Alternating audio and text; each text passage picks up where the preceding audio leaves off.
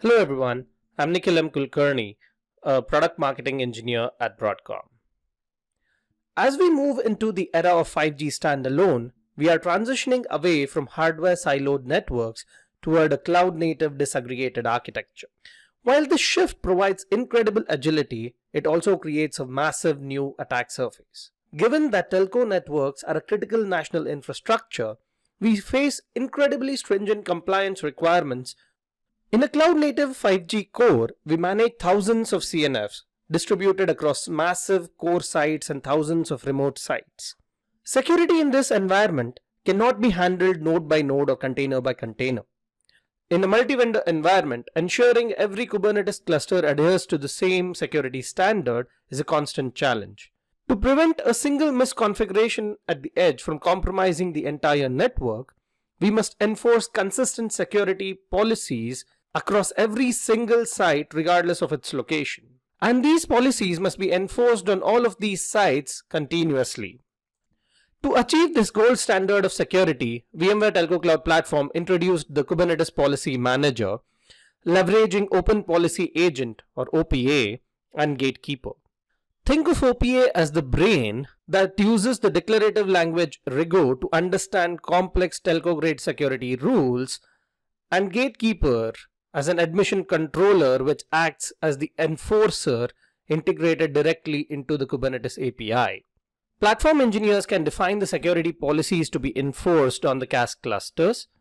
Once these policies are defined, the platform converts these policies into Kubernetes custom resources, a constraint template which contains the Rigo policy logic, and the constraint which defines where to apply the policy, that is, which namespaces, applications, or resources it should govern. Once the policies are enforced, when application engineers attempt to deploy a 5G CNF, the request hits the Kubernetes API. Gatekeeper intercepts it, asks OPA if the request complies with our security policies, and then immediately either allows the request or denies it. This mechanism proactively stops insecure configurations before they reach the cluster and maintains a record of all rejected deployment attempts.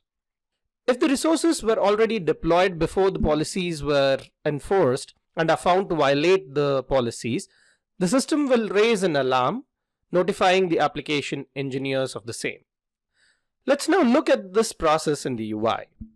Log into Telco Cloud Automation UI and navigate to the Security Policies subsection under the Fleet Management section. The Security Policies tab displays all out-of-the-box policies available for enforcement on CAS workload clusters.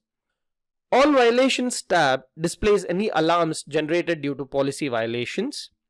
There are two types of violations: admission time violations, which prohibit the scheduling of a pod during CNF instantiation, and audit time violations, which notify about existing CNFs that violate any security constraints. Open Policy Agent tab allows users to manage the OPA lifecycle on workload clusters. To deploy the OPA, select the workload cluster, in this case CAS WLD02, and click Deploy OPA. Then click Deploy OPA again to confirm the deployment. This deploys the OPA and Gatekeeper pods to the cluster.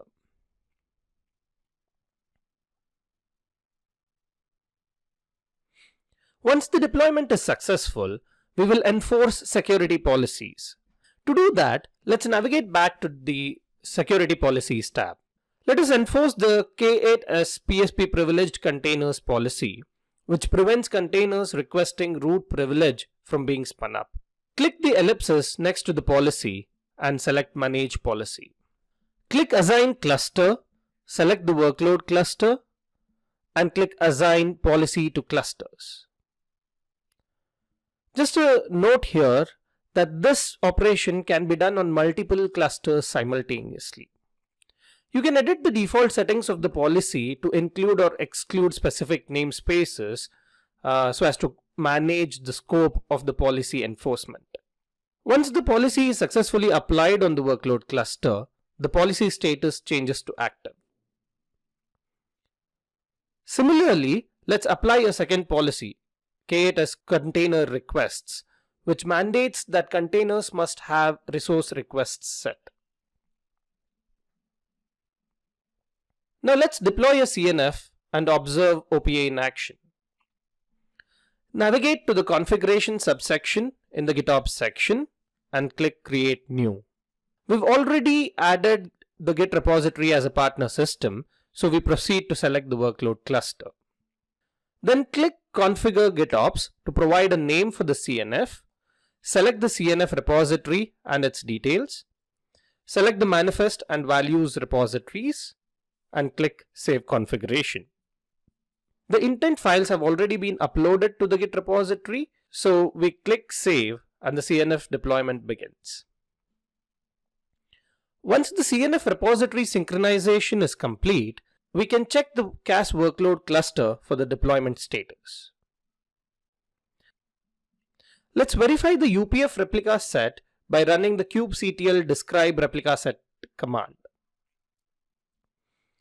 As expected, the pod spinup request has been denied by Gatekeeper because the containers violated both policies. That is, they requested privileged access and had no resource requests defined.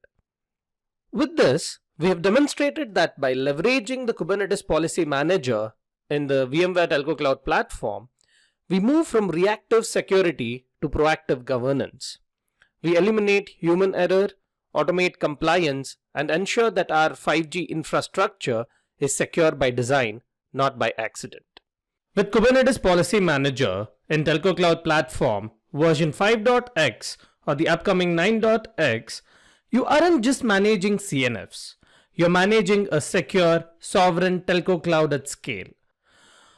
Hope you enjoyed the demo. Thank you.